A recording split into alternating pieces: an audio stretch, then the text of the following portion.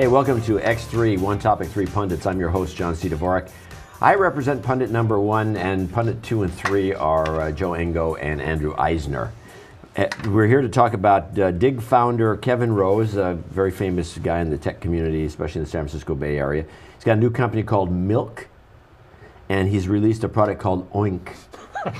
So one syllable. Yeah. Well, the thing about it is that he got he got $1.2 million, and then they put this clip. Somebody took a movie of him. TechCrunch actually did. Went to his place and interviewed him. Yeah, and there it is. Now wait a minute. Let's take a look at this place. Now it looks like, is this a joke? I mean, this is a scroungy place. I mean, clearly this was done on purpose, because when he opens the door, he comes out already mic'd up. He's mic'd up, yeah, and he's wearing it. Now we know he's not spending the $1.2 million on his clothes. Okay, let's start there. And they go into a darkened room, and it's like a dungeon. It's a dungeon, and this is in the Mission District, and they show. You don't have to show the rest of this, but it's like he's not spending the money on facilities. Right. Obviously, this is like. There's probably a couple dead guys in there. Let's start with that premise.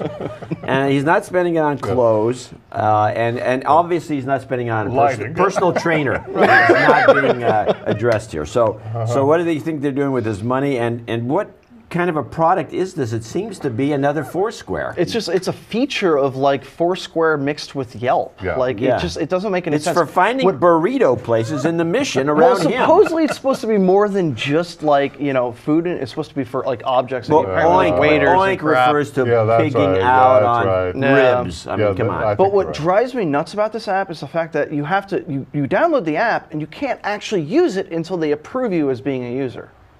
What the hell's the point of that? That is the worst way to launch a product ever. They'll change that, I'm sure. Yeah. Oh, I hope so, because otherwise this is a all disaster. about. Maybe because it's just in beta. Yeah.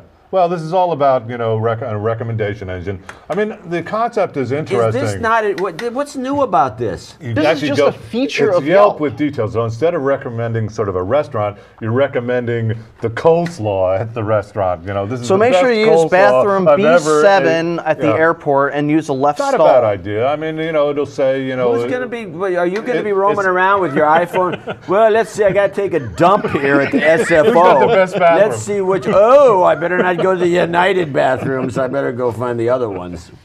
Maybe. Come on. Maybe. It's gotten to that point where I think it's actually an interesting idea. I'm going to try it out. I mean, because I love getting recommendations on people that. Here's another problem with these things. They have to have a critical mass of users before they're useful. So you might have the best taco place in the world that just opened up and nobody's gone there because everyone else is following. Well, let's go over here. And because this is about taco places. If you watch this video, it seems to me. Yeah. And where do you get a good taco in San Francisco? There's quite a few of them actually, but.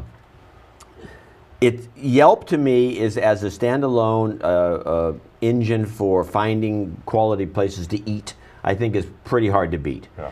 But you have to sit down and it takes work. You can't just take the first thing off the list because you got to understand who's saying what. It's like it's kind of a reverse engineer thing. I don't see this being any better. A bunch of guys who have these apps who are like iPhone junkies like Joe here, many of them have. We had a thing here at the office. Kale chips. I should have brought some down. You could have tried them. These things are the worst things I've ever had in my life. They're inedible. You have to spit them out. But there are those seaweed. I got one. For around the office, at my office right now, everybody's eating them.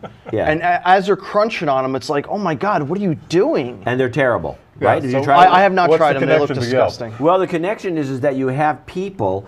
There were 2 people within the group that love these things, and if you have one of these little apps and something, this is the best taco I've ever had. I just discovered it. I mean, you have to sit down and filter this stuff, and I don't see the app doing that. Yeah. It's going to be some idiot that thinks that kelp chips are delicious. Well, I think I'm going to start reviewing bathrooms on it. Yeah, I think you should. Yeah. Try out. I think it's got potential. I mean, There were some funny things I read on the review, like.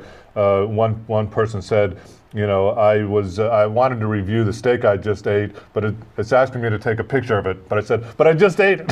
So how can I take a picture of it? I'm going to take a picture of it before I review it, and then. What, you don't take a picture of every single meal that you have before you eat it? Don't you think it's annoying enough that people taking pictures in restaurants? I remember before the days of the digital camera, and somebody would take a picture with one of those some camera. It would annoy everybody in the restaurant, and it's like when the early days of cell phones, it would annoy everybody in the restaurant. But somehow, cell phones are okay now to talk to in a restaurant, and people are taking pictures all over the place. Oh, I do it all the time. And they got the old one-hand shot where you hold your hand out and you have your buddy here and you take a picture. Somehow you nail it, and this is going on constantly now. It's a nightmare. And people taking pictures of their food. Although I admit I do that all the time. I don't do it all the time, but I have done it.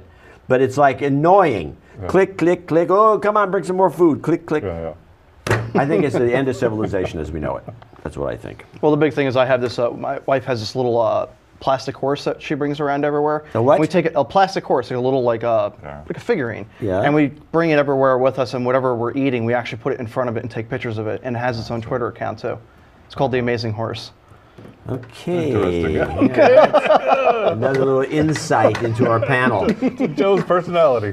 Exactly. Anyway, you've been watching X3.